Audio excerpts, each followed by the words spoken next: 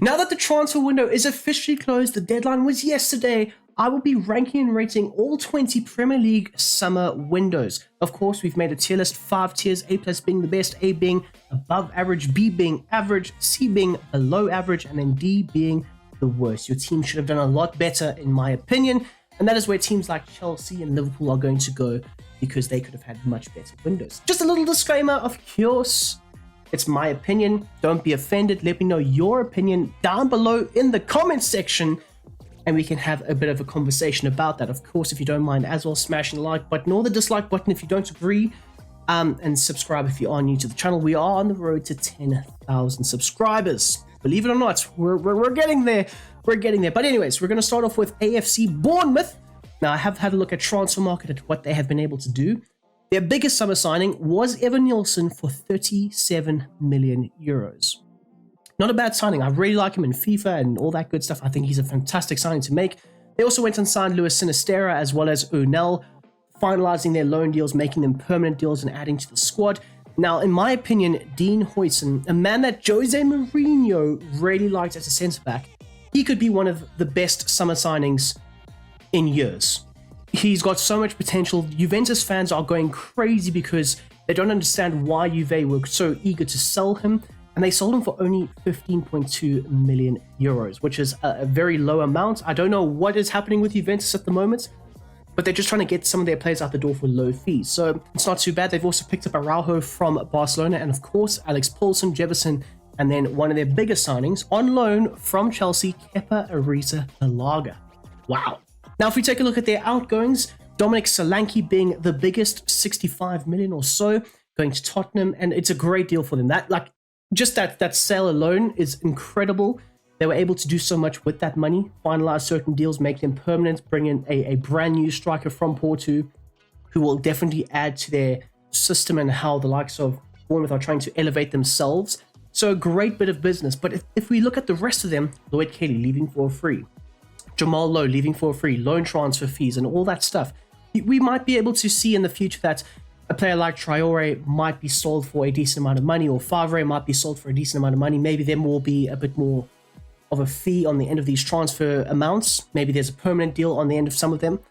But like players like Neto leaving, Neto was crucial last season to the success of the side, and I know that they've replaced him with Kepa. If we take a look at their outgoing sum, 66.9 million. So not that much, coming into the club, but the amount that they paid in total to finalize all these deals and make them permanents, it is around 105 million. That is why for the first ranking, Bournemouth, excuse the PNG, but that is Bournemouth, I am going to put them in the average tier. They sold a really good player for them last season. They've brought in some decent players, Huijsen being a very good one, but I just don't think it was maybe enough to really elevate them to the A or the A plus tier. On to the next team, and that is the mighty Arsenal. I don't really know just yet where they are going to go, but we are going to take a look at the transfer market, and they've brought in 3 main signings with 2 additional loans. Now, Calafiori, Moreno, and Raya, of course, Raya being a loan from last season, finalized this season for 32 million euros. But in terms of Calafiori and Moreno, they are 2 positions that Arsenal were somewhat weak in last season. Of course, losing Granit Xhaka 2 seasons ago, not really replacing him up until now. Mikel Moreno will be that player. He does complement a midfield of Rice and Odegaard, and of course him on that left-hand side. So I do think it's a great signing, as well as, the likes of Ricardo Calafiori. I didn't know too much about him, I'm not going to lie to you people, but from the Euros, he was very good, he was very solid. Probably Italy's best player, in my opinion, in that Euros run. And you could see when he was out of the team, they struggled. So it depends on how well he adapts to the Premier League, how well he adapts to Arsenal's system. Of course, they are playing Timber and Zinchenko there at the moment as that left back. But Calafiori, once he gets up to the speed of things, I do think that he could be a very good signing. I do think that. Of course, he is Arsenal's main summer signing. And the one area that I would say Arsenal have lacked in has been the striker department. Jesus is not the worst, but he's not a striker that's going to really knuckle down and give you 20, 25 goals a season.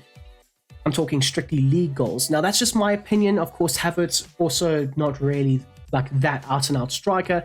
And that is one area where I will mark Arsenal down, because I think that they needed a forward, more specifically a striker. Now, they brought in a forward in Raheem Sterling on deadline day, a great deal for them. It's almost a free hit. I would describe it as a free hit. You're paying him 100 grand a week. Chelsea are paying him 225,000 a week just to play for Arsenal. Plus, there was no loan fee involved in the initial loan. So it's literally just take Sterling and we're done with him. And I honestly think under the likes of Arteta, of course, he has worked with him before, it could be a great free hit maneuver. It could work out, but if it doesn't work out, it's not the worst thing in the world. You've got Martinelli, you've got Trossard, you've got Bukayo Saka, you've got Jesus that can even play out wide. So it really is a free hit maneuver. Now, in terms of Neto, we've just discussed Bournemouth. They've lost Neto. Now, Neto does add to this team, but he won't add to this team in the cup games because why? He is cup tied. Arsenal, in a moment of panic, they sign Neto. But he's cup tied. He can't play for Arsenal in the Carabao Cup because he played for Bournemouth already. Now, I don't know if cup tied extends to the FA Cup. I might be mistaken. But even if he can play in the FA Cup, that will only be in January. So unless Arteta is planning on playing Neto in some Premier League games or maybe some Champions League games, the signing of Neto really doesn't mean much. Unless, of course, Raya gets injured. Touch wood, hopefully he doesn't.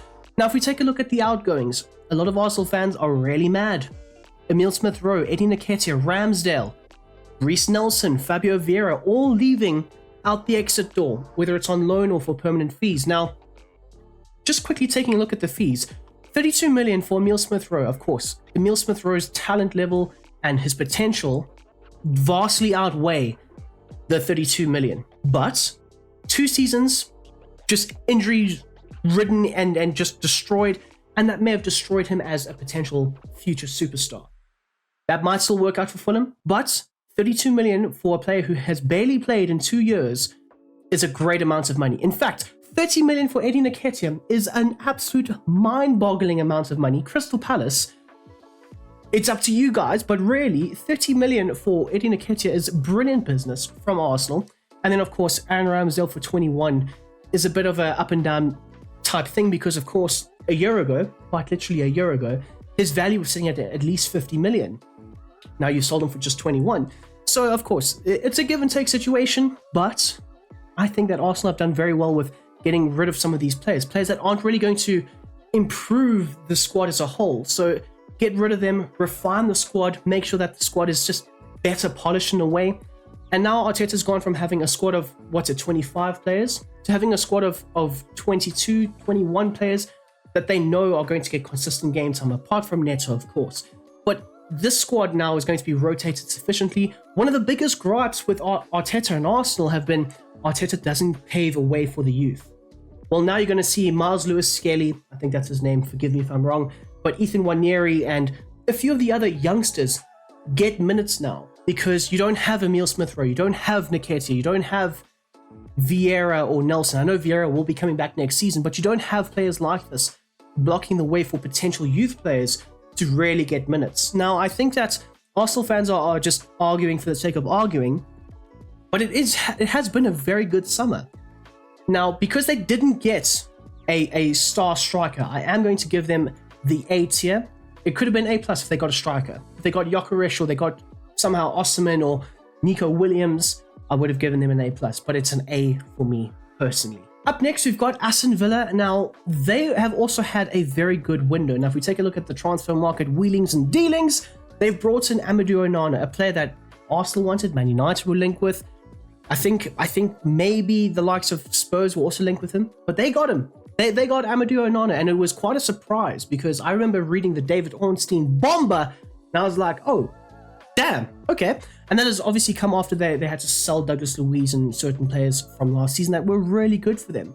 So bringing in Onana has been a great bit of business. Of course, he's already contributed to the current season, scoring his first goal for the club against West Ham off that set piece. Brilliant bit of set piece action. They've also brought in Ian Martin for 45 million euros. I am going to be ranking and rounding up, just bear with me.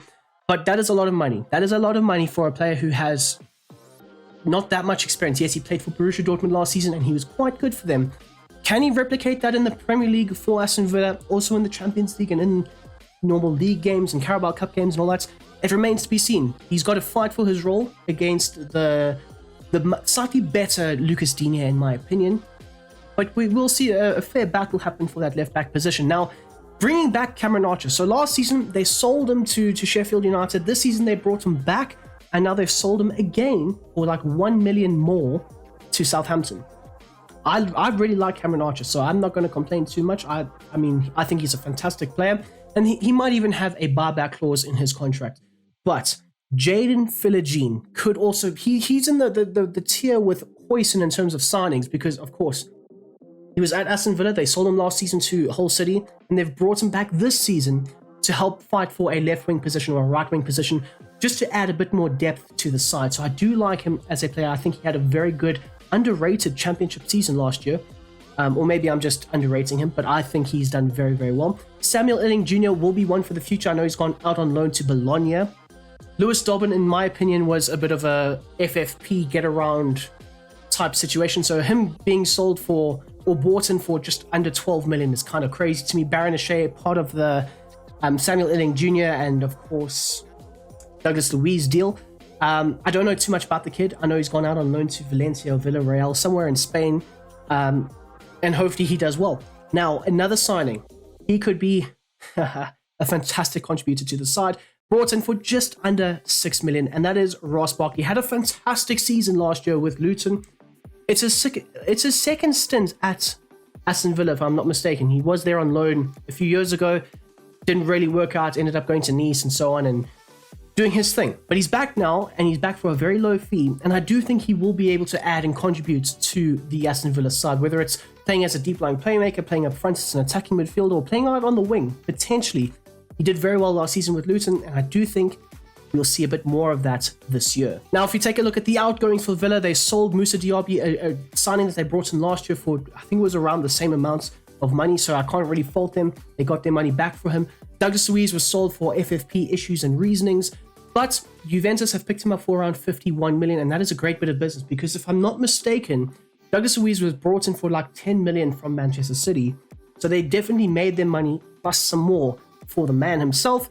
Cameron Archer, again, going for just like 1 million more than what they brought him back for. Again, I think it's to do with a whole lot of FFP issues and reasonings. Tim Irobanam. Now, when you talk about Everton, we will talk about him because I really like him. And losing him for around 10 million, again, FFP issues, is kind of crazy to me, because I think that Aston Villa could have definitely used a player like this in their system. And therefore, in terms of their ranking, again, excuse the PNG, I am going to put them next to the likes of Arsenal for what they've been able to produce this summer window. So up next, we've got the mighty Brighton and Hove Albion. Brighton Munich, as some like to describe them as. Now, I do think, I'm going to tell you right now, A+. They have had probably the best window in the Premier League. Now, if we take a look at their transfer wheelings and dealings, they've brought in Jorginho Ruta. Yes, they paid his release clause just under 50 million euros, but they've brought him in. They've also brought in this man right here, Minter, who the first two games of the season, I think he's been absolutely outstanding. Against Everton in the first half before he got subbed off, he was mint. He was Minter. He was amazing. He was incredible. Left-footed Sadio Mane, that's what people are dubbing him as. But he was really good. Even against Man United, maybe was a bit raw with his ability to drive at the opposition or full back and get at him, really.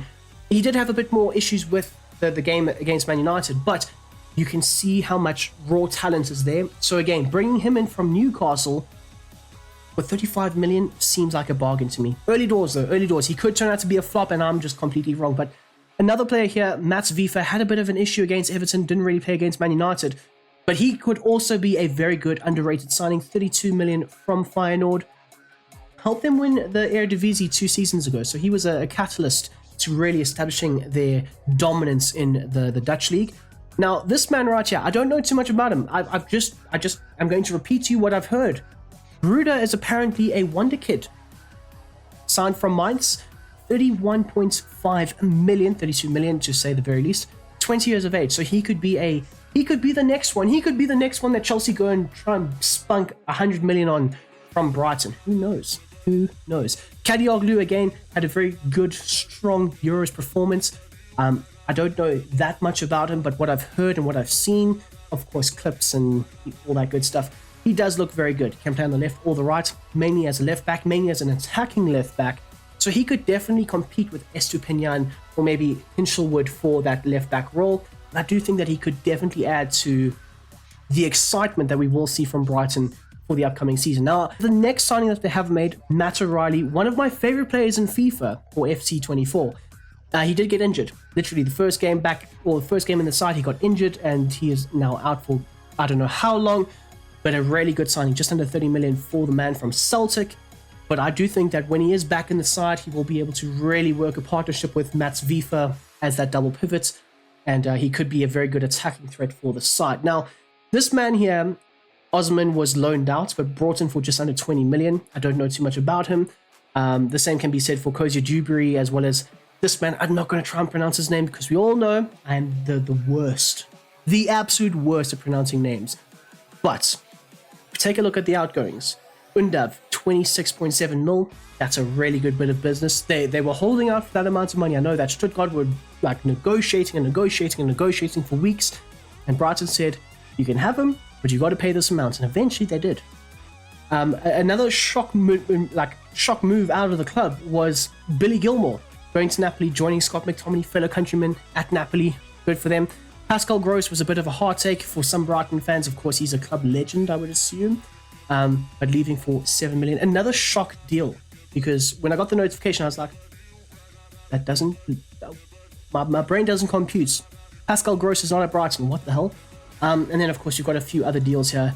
De Hood, I don't know what the hell's happened with that man, but apparently he's just fallen out with the club, so they're just going to keep loaning him out year after year, and hope for the best, really. And then, of course, Lallana did end up leaving and going to Southampton. So their transfer sum of players out the door, 50 million. Very different from previous Brighton windows, but their spend, 232 million euros. Brighton have flexed their financial might on the Premier League. I think they're also the biggest spenders, if I'm not mistaken. They're the biggest spenders in the Premier League this season. Okay, now in terms of Liverpool, we're just going to put them in the D tier. No, I'm joking. If you're a Liverpool fan, don't hate me. But I'm going to put them here in the C tier because I do think that they could have done a lot more in the summer window. They definitely could have improved. Now, if we take a look at what they've done, they brought in Mamardashvili, a great goalkeeper, but it doesn't make sense to me personally. You've got Alisson, who's only, 31, 32 years of age?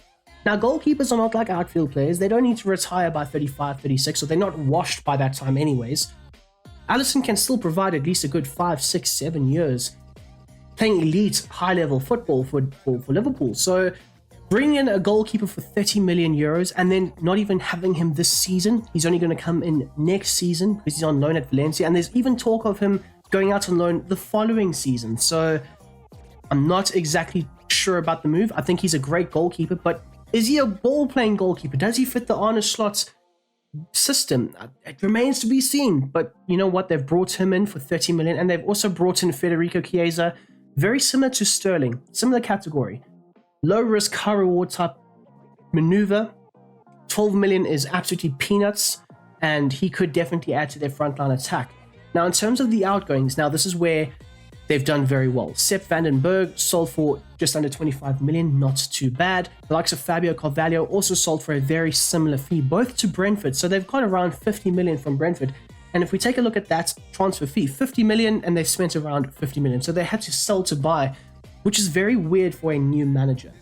So I don't know. They've also loaned out a bunch of young players. Some of those young players are permanent deals. They have obligations. Other players, they'll be coming back soon enough. So 47 million outgoings and then 42 million incomings. So that's why they could have done a lot more. If we take a look here, I've put them in just below average. They were linked with Zubamendi. They didn't get Zubamendi, and that's fair. But surely they had another 2 or 3 names on the list that they could have gone for. I know that they were potentially loosely linked with Alan Varela from Porto. That's a great signing in my opinion. But they just never made a move. And I do think that might come back to bite them in their season, potentially. Now, up next, we've got the likes of Southampton. Now, I don't know too much about what they've been able to do apart from the fact that they've brought in Aaron Ramsdale and Cameron Archer. But they've also brought in this kid, Taylor Hardwood-Bellis. Now, he's from the Man City Youth Academy. Apparently, he was a highly rated prospect with Man City, and they've brought him in for 23 million euros. Now, they have made a lot of signings. Like, Jesus goodness me, they've made a lot of signings. But some of those signings could be very good signings. I like the signing of, where is he? This man right here as a right back, Sugawara, I think that they were loosely linked with potentially losing a player like Kyle Walker-Peters, but they replaced him immediately with this man, and then they still get to keep Kyle Walker-Peters as well. So some of the dealings made a lot of sense, others not so much. I don't really understand why they brought in Brereton Diaz. I don't rate him that much, to be honest. But they have spent a good amount of money, 23 million on Hardwood Bennett, 22 million on Aaron Ramsdale, rising to around 30 million, I'm pretty sure. Flynn Downs for 18 million, Cameron Archer for 18 million. So they have spread out their transfer budget quite a lot on several different players, several different positions. Now, if we take a look at their outgoings, they've lost Carlos Alcaraz for a very good fee of just under 20 million. They've also lost a man that I really like in FC 24, Seko Mara. If you know, Strasbourg, they've signed themselves an absolute steal. And then they've lost a few other players like Kaleta Khan, Lianco, and Roman Perraud. Now, this was a FIFA 22 GOAT at left back. I don't know why he's gone for such a little fee. But in terms of their outgoings, 21.5 mil. In terms of their incomings, just under 120 million. So they've also managed to keep the likes of Armel Bella-Kotchap, who I know was linked with a move away, but it hasn't materialized. So the fact that they've also managed to keep such a great prospect in their ranks, plus improve certain positions, I am going to... In terms of Southampton, I am going to say it's a B. Up next, we've got the mighty Tottenham Hotspur. Again, excuse the PNG. I am going to put them in the B tier. Now, if we take a look at their transfer business, Solanke, they've addressed a key area in their side, an area that they significantly lacked last year. Richarlison couldn't really provide as much for them. So they went and splashed around 65 million euros on another centre forward, another striker. And I do think it will take some time for him to really get into the swing of things, but I do think he will be a very good signing for the side. They've also really gone in the youth direction approach, looking to try and buy these younger players that have superstar potential and maybe try and develop and grow them. Players like Archie Gray, a great signing, but 42 million. That's a lot of money for an 18-year-old / 19-year-old. Wilson Odobert, another FC 24 GOAT. I love Wilson Odobert. I think that is a very underrated signing. Now, a player like Lucas Bergvall, I don't know too much about him, but what I've seen in preseason and to start the season off with, I do like him. He's very technically gifted, very savvy on the ball, can work his way into tight spaces, can pass out of those tight confined spaces. I do think that he will add to the team, and I do think that getting rid of players like Lo Celso, who weren't really contributing that much, and replacing them with younger talents that have a brighter future, I think that's a smart move. And a lot of fans are very mad that they weren't able to splash more money. They weren't able to go and get a more experienced defensive midfielder. I know that defensive midfielder was a major issue with last season, but Archie Gray, in my personal opinion, is going to be that defensive midfielder. He just needs time to adapt, and once he has that, you'll see that Spurs will be able to really rely on a young player like so. Some of the outgoings: Oliver Skip sold for 25 million. This is the Eddie Nketiah type deal of that is a great deal for the club. That is a steal for Spurs. The fact that somebody was able to pay over 15 million for him is a madness. Emerson Royale also going for 15 million to AC Milan. Now, I did see a clip in his first game. Shame, bless him. But in his first game, he ended up playing a square pass straight to the Parma player, who ended up, I think it resulted in a goal. And just Spurs fans were clowning him and AC Milan saying, there's no returns, you buy as it is. And unfortunately, Emerson Royale for 15 million is also looking like a great bit of business. Joe Rodon, 2 leads for 12 million. I think they ended up buying him initially for I think it was 2 or 3 million. So a good bit of a profit made there. 5 million for Lo Celso. That is a massive, massive waste of money. If memory serves me correctly, 40 million. That's how much they spent on him. Now, to let him go for 5 is crazy. Players like Ryan Sessegnon didn't really work out at Spurs. Leaving the club. I mean, it makes sense. Ndombele also leaving the club. A lot of those wages are now for books and all that stuff, and they might be able to save 55 million out the door, 150 million in. And I can't really fault them too much. But in terms of what they could have done, like I said, maybe bring in another DM. A lot of fans wanted that. A lot of fans were mad that they kept Timo Werner for another year on loan. So it could have been here, but I'm going to put them there. because they could have maybe done a bit better, especially with replacing Timo Werner with maybe a better player. I mean, Wilson Odobey could definitely take those minutes from Timo Werner. Now onto the blue side of Merseyside, and Everton. It could be a D, it could be a C, but let's have a look at the transfers that they've made. Bringing in Jake O'Brien, I know very little of him. I watched him like 3 or 4 times at most. Even then, I wasn't really paying attention to him when he played for Lyon. But they brought him in for just under 20 million. A nice big brute force centre back for this man right here, Sean Dyche, to try and mold into a physical being. They've also brought in Ndiaye from Marseille for 18 million. Now, I'm pretty sure Marseille have made a loss, so it could be a good deal for both Everton and Ndiaye. But now this man is probably saving their whole summer, because yes, they've been battered by Brighton, even though it wasn't really a battering, and they've been smacked up by Spurs. But Tim Irobenham has been fantastic. One of the standout young players so far in the Premier League this season. So he is definitely saving their transfer window and their overall ranking that I will show you guys soon enough. Jesper Lindstrom brought in. I haven't really seen much of him. I don't know if he's featured that much or what. I didn't really watch the game that closely with the Spurs game. But if memory serves me correctly, he didn't play versus Brighton.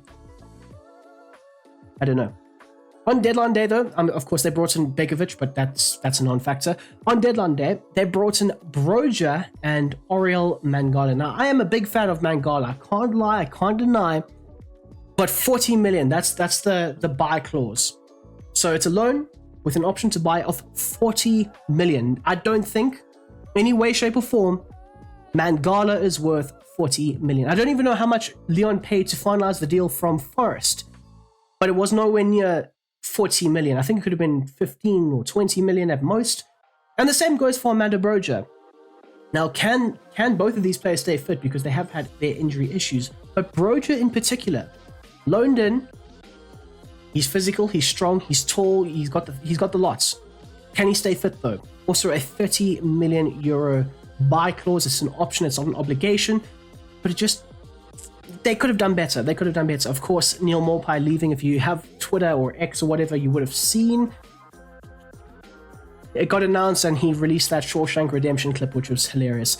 Anyways, so their outgoings. They obviously sold Onana for 60 million. That's a great bit of business. I can't deny that. It's a good bit of business. Ben Godfrey, a shock move to Atalanta for 12 million. Crazy. We've got the dodgy dealings of 12 million for Lewis Dobbin. We've got a loan fee.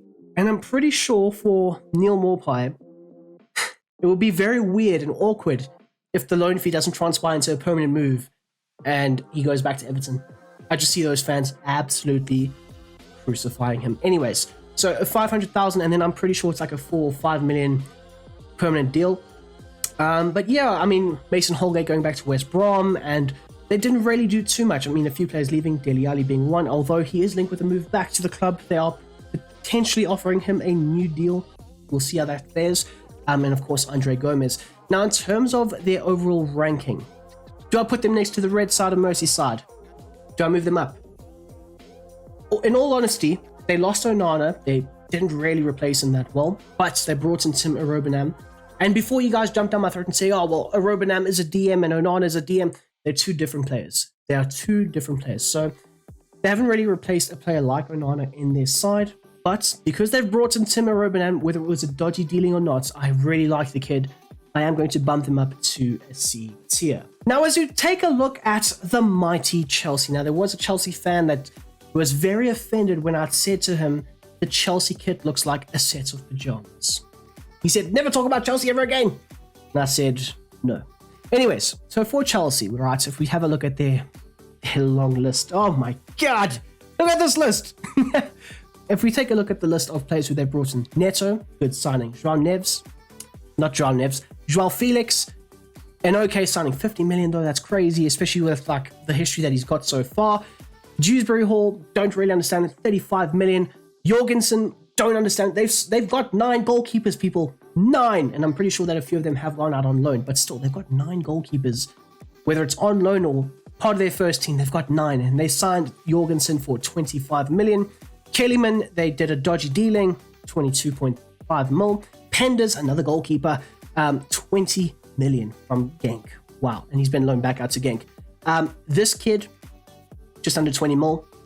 Vega, just under 15 mil. It's a madness, people. It's an absolute madness. Adarabioyo, apparently the manager doesn't even like Adarabioyo, but they signed him anyway. Chelsea, signed him on a free. Gu signed for 6 mil. Now, he has actually been a very good signing, in my opinion. Yes, he had that atrocious miss, but most youngsters do. If we take a look at Garnacho. Anyway, nonetheless, where is Jadon Sancho? I don't even know. The list is so long, they haven't even incorporated everybody. But that's a goalkeeper, that's a goalkeeper, that's a goalkeeper, that's a goalkeeper, that's a goal. Oh, that's a centre back, right wing. They have got so many goalkeepers. They haven't even included Jadon Sancho on the list, by the way. Although, that transfer is brilliant. As a Man United fan, that transfer is spectacular. 10 million loan fee, 25 obligation, and you're covering his 250,000 a week wages. Simply splendid. That's at least 100 million over the next 3 seasons. Anyways, as we take a look at the departures, Ian Martin, almost 50 million. So that's some great. I'll take my hands up in the air. Chelsea know how to sell players like crazy. Look at this. Okay, 45 million for Martin, 42 million for Gallagher, 33 million for Lewis Hall. Newcastle, man, you absolute mugs. 30 million for the likes of Romelu Lukaku, who had no transfer value, but they sold him for 30 million. They bought Omari Hutchinson from Arsenal for 4 million. They sold him for 24 million. That is a madness. I must say, Chelsea, I will give them credit there. Chelsea know how to sell players, except for Raheem Sterling. They don't know how to sell him because he gets paid 325,000 a week. But they've done a lot of transfer business. Trevor Chalobah going out on loan. Petrovic going out on loan, Broja going out on loan, Ugachukwu going out on loan. Some of these players are really good, talented players. And it's actually quite sad to see that they haven't been valued as much. But in terms of the overall ranking for Chelsea, they didn't get a striker, did they? They were chasing Osimhen all summer. But I am going to put them up here to a B because I do think that a lot of the business that they have done has been quite good. If they got a striker, I would have put them over here. It's just also, there's so much chaos. It's so crazy to me. Like, I would, even if they got a striker that was Osimhen, I would never put them up here because it's not a calculated transfer move. It's, if the opportunity's there, we'll take it. If he's young enough, we'll buy him. There's no real thought process. So a B, they had an average window, bring in Sancho, bring in Neto. You would normally say those are great signings, and they are. But do they all fit? We don't know. Time will tell, though. Goddamn, 35 million for Sancho. Anyways, on to Crystal Palace. Now, Crystal Palace, they've had a very underwhelming window. I'm going to put them there. Now, for Palace, it's only right to start off with the departures. They lost Michael Olise with just over 50 million, right? That is a massive loss to their side. They also lost Anderson, one of their key fundamental figures last season in establishing that good defense, especially under the new manager, Oliver Glasner. So they've lost 2 very important players to their first team. They also lost Sam Johnston, although Dean Henderson probably is a better goalkeeper than Johnston, and so on. Also, club legend, Jordan Ayew, he's going to Leicester for just under 6 million. Now, if we take a look at the incomings, now this is why I haven't ranked them as highly. They've brought in Eddie Nketiah for 30 million. Now, if this beautiful man, Oliver Glasner, can get Eddie Nketiah firing, I do think he would work out. But 30 million right here, right now, looks like a bit of a madness. Maxime Lacroix has been a great bit of business, in my opinion, a fantastic replacement for Anderson, although he doesn't really replace what Anderson provided. Stability, passing range, ability to play from the back competently. Lacroix has had a few moments where he's looked like Bambi on ice, a deer on ice, or well, God knows what I'm trying to say here. But he hasn't looked that great. So maybe he could look really good. He's got a lot of pace, so the recovery pace will be great. The high line will be there. We'll see though. Ismail Assar coming back to the Premier League, of course, was with Watford, and then they sold him to Marseille, and now he's back. 15 million is not a bad bit of business. And then this kid right here, Riyadh, I don't know, but Riyadh could be a very good signing. He could be as a centre back, very pacey, very good with the ball at his feet, very technically gifted. And then we've got Kamada. Kamada is one of my favorite players to sign in career mode. When he was at Frankfurt, when he was at Lazio, great player. And they signed him on a free too. So he is almost the like-for-like replacement of Olise, playing as that right attacking midfielder. But Kamada could be a very good asset to the side, although I do think if they are trying to replace a player like Olise, they haven't done enough. They've also brought in Chalobah, Turner, deadline day moves, I think. I know Chalobah was, but I'm pretty sure Turner may have been just before. So yeah, that is why I'm putting him. You know what? Maybe I'm a bit too harsh. They've had a better window than these two. Okay, I'm being a bit harsh. Okay, so B makes sense. They've had an average window. They've lost a really good player, and they've brought in some decent players that could turn out to be very good, possibly.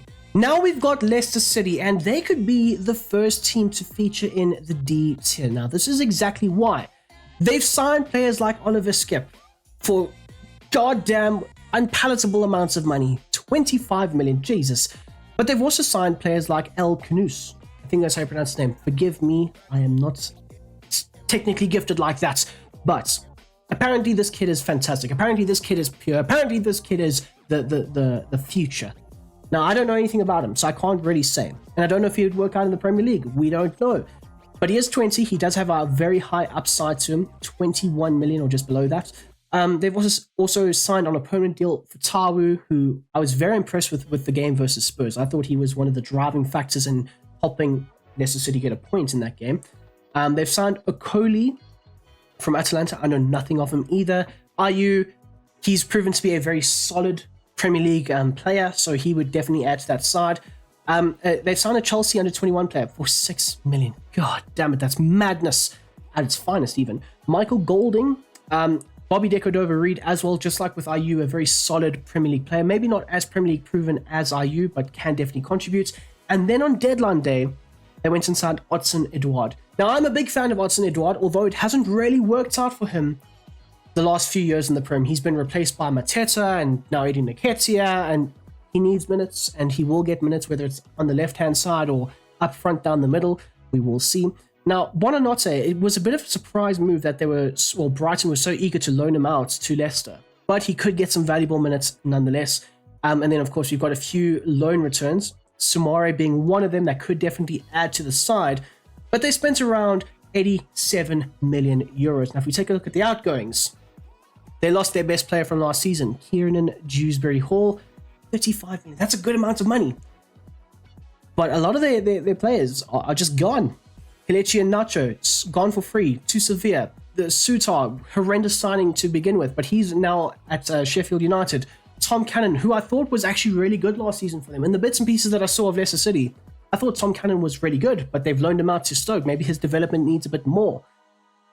And a few of these players I don't really know too much about. Mark Albrighton obviously retiring. Dennis Praet just let go of. He free, go. We don't want you. And that is why I think it's justifiable. Maybe one or two of those signings could justify me putting him here. But I just think Leicester have had a very underwhelming summer. And it's their first season back in the Prem. I know that they have a lot of FFP issues, but none of the signings that they've made, apart from maybe the one, really make me think that they've spent enough to make sure that they're going to stay in the Prem. I think they're going to be a yo-yo team, come up and then go back down. Now, if we take a look at West Ham, A tier for West Ham, and this is why. West Ham have been one of the better sides in the Premier League when it comes to spending money. Now, of course, last season, they lost Declan Rice, 105 million came through the door, and they didn't spend that much. They did not spend that much. They did not reinvest that money up until now, and that's probably a smart thing to do, and something I hope that more teams do in the future. If you sell a superstar player, don't think that you have to spend that money right then and there, because a lot of teams will know that you have that money and they're going to absolutely rip you off. Whereas West Ham were able to keep that money, invest some of it last season, yes, but keep that money and now back their new manager in Julian Lopetegui. Now, I have made his tactics recently, so go and check those out on the channel. But they brought in Max Kilman, just under 50 million. That is a lot of money, but that is English tax. What do you expect? He is a good player, though. He has been very solid for them in their first two games. Crescencio Somerville as well, just under 30 million, could be a very good winger for this team. Nicholas Fulkirk, I'm not that blown away with. I know a lot of people are like, oh, look at Fulkirk, he is amazing, this and the other. He's 31. He's 31. Yes, he had a good Euros and he looked very decent. But my God, did you see that clip of him like 5 yards offside? They played a through ball and the defender still caught him. Bro is 31 and Borussia Dortmund are like, you've paid us how much for him? 27 million? Now that is the only like downgrade I will say. This man right here, Lewis, whoever, from Palmeiras, 23 million. Not too bad, not too shabby. I can't comment too much on him. I hope he turns out to be a great right winger. Aaron Wan-Bissaka for 17 or 18 million. He does suit the style of Lopetegui, and he also would suit a team like West Ham, who won't always be ball dominant, aggressive, assertive, attacking sides. He will definitely suit what West Ham are going to be looking for down that right-hand side. Of course, he needs some time to adjust and adapt, but he could be a very good signing. Now, I'm not the biggest fan of Aaron Wan-Bissaka, but in this system, I think I would be. I definitely think I would be. There's always circumstances that really dictates the outcome. Guido Rodriguez, a fantastic signing on a free. Wes Fotheringham, an okay signing on a free as well from Sheffield United. But Guido Rodriguez so far has proven to be a pivotal element to how the side are looking to set up, whether it's their attack, their defense. He is vital to allowing the fullbacks to bomb forward and attack and all that stuff. I do explain that all in the tactics video. Then they got Todibo. I'm a bit salty about that because they were able to get Todibo, but he would also be a very good signing. Him and Max Kilman could definitely strike up a fantastic partnership. And then on deadline day, they brought in Carlos Soler and they also sold James Ward-Prowse. Bit of a weird one. I do like Soler though. I was a big fan of him at Valencia. I'm pretty sure that's where he was from. It was either Valencia or Villa. No, it was Valencia. It was Valencia. And they signed him on a loan. I think there's an obligation to buy him, or there might be an option to buy from Paris. And if we take a look here, they sold the likes of Flynn Downs to Southampton. Good money for him.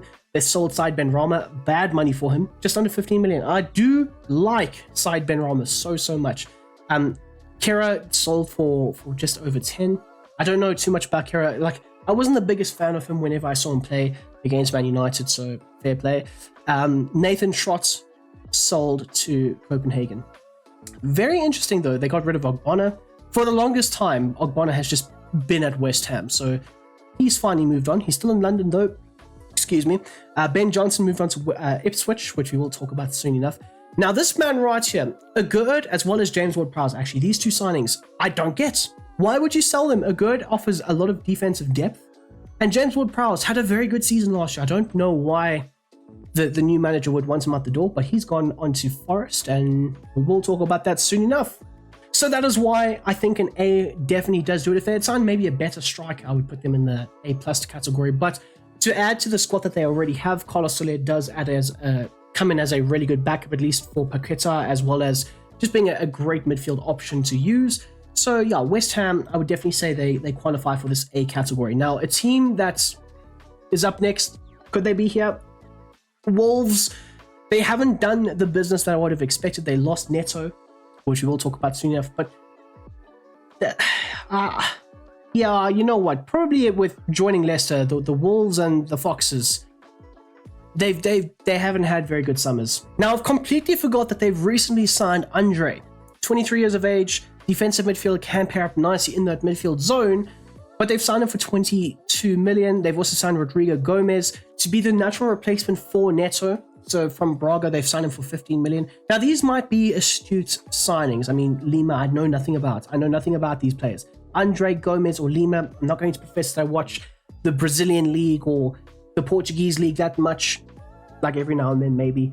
But even then, it's so far and few. So I don't know. Maybe that's why my buy is coming in and that's why I'm ranking them so low. Maybe these deals could work out. Sam Johnson, I know, is a very good, adequate goalkeeper. He's definitely better than Sarr, so they have improved in that area. Tommy Doyle had a very good season last year for Wolves. They've brought him in. They've brought in Bastien Mepiu from Nantes for 5 million. And I am a big fan of Jorgen Strand Larsen. I think his goal that he took versus Chelsea was fantastic. When he could have scored a few more. But they've brought him in on loan, and I think there is an obligation to buy for him, as well as Carlos Forbes, also an obligation to buy, or there's an option to buy of like 15 million. So some underrated moves potentially. Maybe I am being a bit biased with my ranking, but the players that they've lost, they haven't really replaced. Neto, not replaced properly, at least properly just of yet. Kilman, they haven't replaced. They've brought back one of their loan players, and he's supposed to be doing his thing, but instead he's violating players like Gabriel Jesus on the field. They've loaned out Hugo Bueno to Feyenoord. Like, I don't understand that. Kian Hoover has gone to Angers. So, what are we doing here, Wolves? What are we friggin' doing? I mean, Chiquinho, another talented player, he's been loaned out like 10 seasons in a row at this point to Mallorca this time. What are we doing, Wolves? What are we? This is why I'm putting you here. Although maybe, I don't know. It's a tier between C and D, but I'm just going to put them in D because we don't have that many teams featuring there. It's a tough one, but I think it's also to do with financial fair play. Wolves are very much in the mud when it comes to FFP. Anyways, up next we've got the mighty Ipswich, the Tractor Boys. I have been, you know what? The Twitter tactico within is saying A, but the realist is saying B. They've signed some good players from the championship. They've been very savvy with the moves that they've made from those championship teams.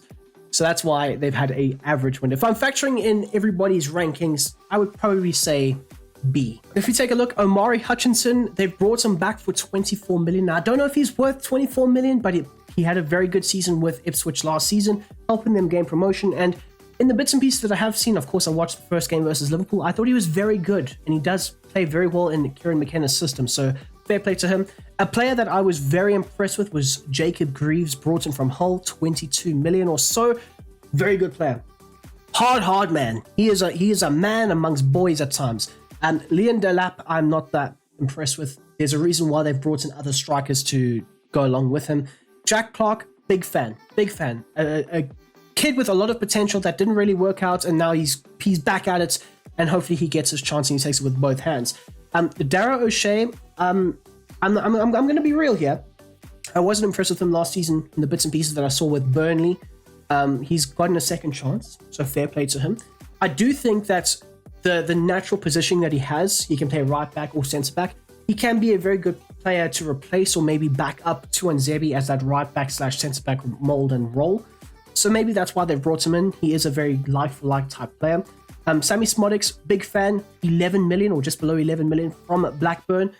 Scored a lot of goals, contributed to a lot of goals last season for Blackburn. So getting him for just under 11 million is a great bit of business. Muric brought in from Burnley, just under 10 million, not a bad deal. I am a fan of Muric, actually, his ball-playing skills and abilities. Now, this man, Ogbene, he is so good. Last season's Luton team, it was Ross Barkley, Ogbene, and their left wing back. I can't think of his name right now. I can see his face, but I can't think of him. Those were the three players that I was so impressed with because they were just so good. Oh, no, of course, Mengi as well, former Man United player. But he's been brought in from Luton, just under 10 million, not too bad. Ben Johnson brought in Calvin Phillips as well. I forgot about that. Bit of an underrated move, although if he works out, cool. If he doesn't work out, well, we know what happened there. And then in terms of their outgoings, I know none of these players, so I can't really say whether it's a loss or not. But they haven't made much money. And it's natural. I mean, they've literally elevated so quickly to the top tier of English football. It's so hard to bring in quality players, then get rid of, and so on and so on and so on. So they've lost around 2 million, or they've gained around 2 million, and they've spent around 128 million. So a lot of money spent. And you do hope that they haven't put themselves in financial turmoil for the future. But they've backed the manager, and they think that they can stay in the Premier League for another season or two. Now we've gotten to the best team of all, Manchester United. Of course, they're going straight up to the A+ tier. I think they've had a fantastic summer. I'm not being biased whatsoever. No, I'm joking. I would probably put them there. I was saying this today, but in terms of the overall ranking for Man United, I would give them probably an 8. And that's more or less fitting into the A category. So it was above average. It was very good above average. But yeah, I would probably give them about an 8. Now, if we take a look at the transfer wheelings and dealings from the club at Old Trafford, Lenny Yoro being one of the biggest signings of the summer, 62 million euros, including the add-ons. I don't know why they do that. But anyways, Lenny Yoro, 18 years of age, 62 million. We overpaid for him. I will not deny that. So everybody said, oh, you overpaid. Yes, we did. Because why? We were competing with Real Madrid for his signature, and we had to blow Real Madrid out the water.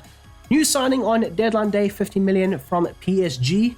Manu Ugarte, beautiful, simply sensational. He's going to replace Casemiro and put him on the bench. 50 million signing. I think he might be what we need. I need to see a bit more of him. I can't say, yes, he's the perfect signing, and then he turns out not to be. But from what I've read and what I've seen and what I've heard people say, he could be that guy. That's that ball-winning midfielder in the central areas. Matthias de Ligt from Bayern for 45 million. Apparently, Bayern fans are still fuming that Man United got their best defender. Let's go. So I'm very happy about that. Is Joshua Zirkzee coming from Bologna for just over his release clause value, but 42.5 million. We needed a centre forward. We needed a striker. He will provide great competition with Rasmus Højlund. Of course, we need at least 2 strikers, maybe even 3. Some might say 3. I was expecting another striker to come in the door. Low key, nothing crazy. And then we've got in Mazraoui. Now, for the longest time, like I'm saying the longest time, I've been a fan of Mazraoui. And he now plays for my club, and that warms my soul. Not only that, but he is an improvement, a vast improvement over Aaron Wan-Bissaka. For 15 million too, that could be one of the bargains of the summer if you ask me. Him, Huijsen, those type of players, all in the same category. They're competing for who could be bargain of the summer.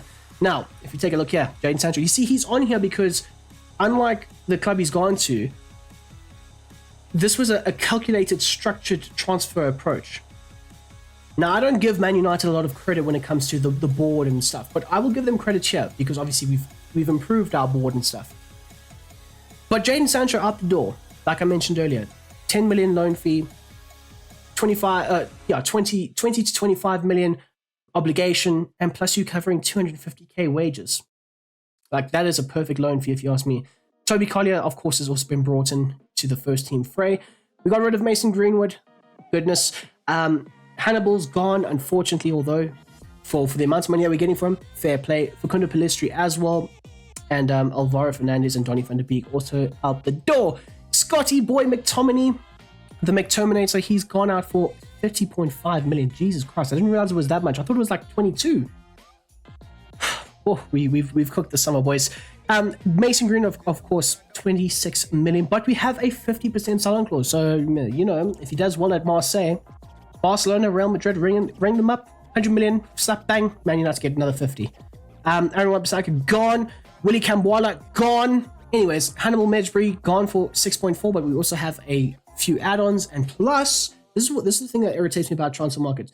They add add-ons for some things, and then they don't add on add-ons for others, because it's 5 million plus another 4.5 million euros for add-ons, and then plus there's a 50% selling clause. Anyways, Facundo Pellistri as well. A lot of these deals have been very good. I can't deny, I can't lie, and that is why I'm going to put them in the A category right at the front too, because they've had better transfer business in all of these teams. But maybe I'm being biased. It's my opinion at the end of the day. On to Forest, and I'm going to put them. They have signed a lot of players, but I'm going to put them. No, I do like some of the signings that they've made. Great to put them there. Okay, so if we take a look at what Forest have done, they've spent 40 million on Elliot Anderson. In fact, you know what? Just for that dodgy deal, you go down a tier. So Elliot Anderson, a very unproven, very injury-prone player from Newcastle, they dropped 40 million on. Goodness me. They brought in Morata from Benfica for 15 million. That's a good deal. A lot of clubs were chasing this man in the summer, and they ended up getting him for a very good price. I'm quite surprised by that price. Now, Nikola Milinkovic, one of my favorite players. I can't lie. Like, that's just double Rashford, big brain mentality. 14.3 million. Are you crazy? I know Man United were linked with this guy like years ago, like when he was like 18, 19, maybe even 20. The new Nemanja Vidic. Now, if you know what I'm talking about, you know what I'm talking about. But 14.3 mil, great bit of business. Tall, physically dominant, super quick across the ground. He's a blade grass eater. He does everything. They can play a higher line with him. But most importantly, his aerial abilities, like the set pieces that they have like created just by bringing in this man and of course James Ward-Prowse, it's going to be magnificent. And of course, they've also brought in David Carmo from Porto. They've brought in Sosa. I know nothing about Sosa. I know nothing about Jota. I don't know who this kid is either. or Carlos Miguel, who's apparently a goalkeeper. But you know what? Some of the players that they have brought in, James Ward-Prowse, Alex Moreno, Harmer, I know a little bit about. Milinkovic is fantastic. They've had a very good summer window. They've had a very good summer window. And to go along with that, some of the players that they've lost, Vlachodimos, gone for 24 million. I'm a big fan of Vlachodimos, I can't lie. When he was at, was it Benfica? Was it Porto? Was it one of those clubs? I think it was Benfica. I was a big fan of him, and I thought he would do a lot better in the Premier League, but he didn't.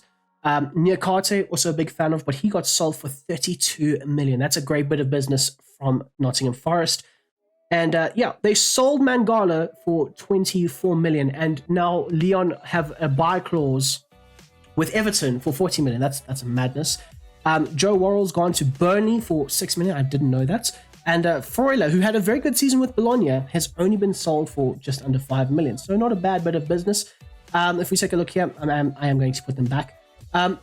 Overall, they didn't go crazy. They have signed a few players, but they didn't go crazy. There was that first season in the Premier where they signed like 40 new players, and even last season they signed a few players, and in the January window as well, they signed quite a few players. But it was a bit more of a calculated approach. I do like a bit more of a calculated effort, and that is why an average window. They've improved. They've lost a few players, but they've improved, and they've stabilized a fair amount. Now, a team like Brentford, giving Liverpool 50 million for two bang average players, like this deserves E-tier type things, but I am going to put them there. They've just lost Ivan Toney, one of their best players in their club's history. They've replaced him with a player in Igor, and I know it's not their fault, but he got injured, and he's out until December. Can Mbuemo, can Visa do the business? We don't know. But due to those unfortunate circumstances, I'm going to put them in the C tier. Okay, so the players that they brought in, Igor Thiago, brought in from Club Brugge for just over 30 million. And of course, he got injured, unfortunately. Sepp van den Berg, brought in for 24 million, as well as Carvalho, who I do think is actually a really good player. He's been brought in for just under 24 million as well. Gustavo Nunez, I know nothing about, from Gremio, brought in for just over or 12 million on the dot. Then they've paid, I got the notification that was 10 million. I thought it was 10 million. Maybe it's 5.9 million with add-ons, but they paid Southampton around 10 million for this kid.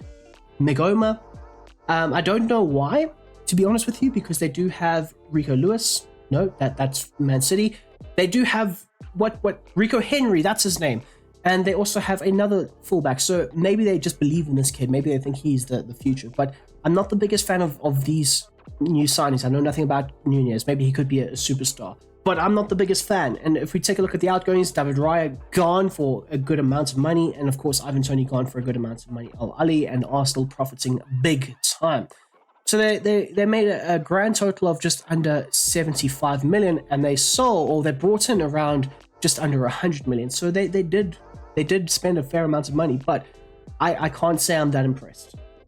So therefore, they go in the C tier, just below average. They have replaced the players that they've lost. Yes, they brought in Flecken last season. They brought in Igor Thiago this season. But it is what it is. Anyways, up next, we've got the blue Manchester side. I'm going to put them. They've brought in Savinho. They brought in Gundogan. They sold for 81 million. Alvarez. Nah, okay, it's an average window. It is an average window. They haven't brought in that much. They have sold very well. Maybe that justifies them going there, I suppose. But they brought in two players. So if we take a look here, they've brought in two players, Savinho as well as Ilkay Gundogan from Barcelona on a free too. Of course, we know that this is a dodgy dealing from Troyes or Troyes or however you pronounce their name. They paid 25 million to a club that they already own. Of course. Anyways. But they have gotten rid of Joao Cancelo. They got rid of him for around, 25 million? I thought it was 40 million. These transfers are not adding up here. From what X is saying to what... Anyways, I think it's 25 million that rises to 40 million depending on certain things. But Alvarez gone for 75 million, and that also rises to 80. Hardwood Bellis. You know what? I hate to do this, but just because they've sold so well, they probably have to go up to an A tier. I can't deny, I can't confirm, but it's just a madness. But they have been very good. They have been very good with their sales. They've been very good with getting rid of players like Calvin Phillips. Jan Kuto was a bit of a strange one. I really like Jan Kuto. Maybe he doesn't fit the Pep system. But I thought that they would have gotten rid of Kyle Walker and replaced Kyle Walker with Jan Kuto. But if I'm not mistaken, Jan Kuto, the fee is 4 million for the loan fee, and then a further 18 million for the permanent deal. So we'll see how that fares and that goes. They also got rid of Sergio Gomez, which didn't really work out in the 2 years that he was at Man City. I remember reading, I'm a Man City fan, I've always been one. I grew up watching Man City. When he was 9 years old, Man City were nothing. Anyways, moving on now to Fulham. And I think Fulham have had a very good window, especially the back end of the window. They signed Nelson from Arsenal. I'm a big fan of Nelson. They signed, of course, Smith Rowe. Fulham.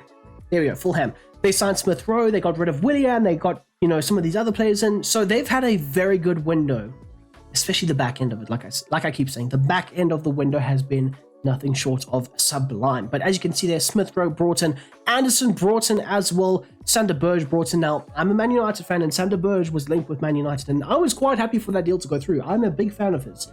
Ball carrying abilities, passing abilities, composure, the press resistance was there, the build-up abilities there as well. So, big fan of that deal for them. Karenka, and of course, Sander Berge is replacing Palhinha. But maybe not like for like, but he will definitely do a very good job. But anyways, Kuenka brought in as a backup for Basie, or maybe even to play as a left back. But also left back is Ryan Sessegnon. I am a big fan of his, and I hope he can stay fit. But this team is going to be a joy to watch. It's going to be so much fun. There's a lot of fun players to watch here. I mean, Emile Smith Rowe as the attacking midfielder, Reece Nelson as the right winger. You've got Iwobi as the left. You've got Muniz up front. You've got Sander Berge. You've got Joachim Anderson. It's looking good, bruv. It's looking good. And of course, as you'll see here, some of the players outgoing was Joao Palhinha for 51 million euros. A really good fee for Bayern. I thought we would go for a bit more. But then Jay Stansfield bought in by Birmingham for around 80 million. Birmingham, by the way, League One side.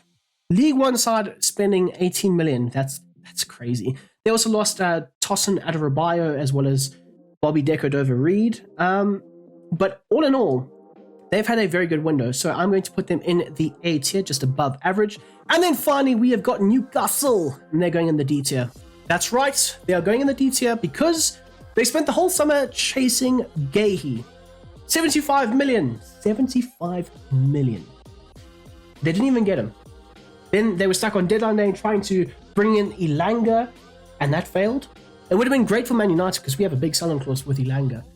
But all that talk about, we didn't need Ashworth, this, that, and the other. We have bigger and better. Well, not this summer. Now, if we take a look at the transfer dealings for Newcastle, they dropped 33 million euros on Lewis Hall. To be fair, a lot of Newcastle fans are not impressed. Like, last season, they were saying, why have we brought this kid in? He's not that good. He doesn't play under Eddie Howe. I mean, he is getting a chance this season, and he does play as an inverted left back, and he can get into the midfield zones and all that stuff, but he hasn't really proven that he's worth 33 million. So Chelsea have pulled your pants down, Newcastle.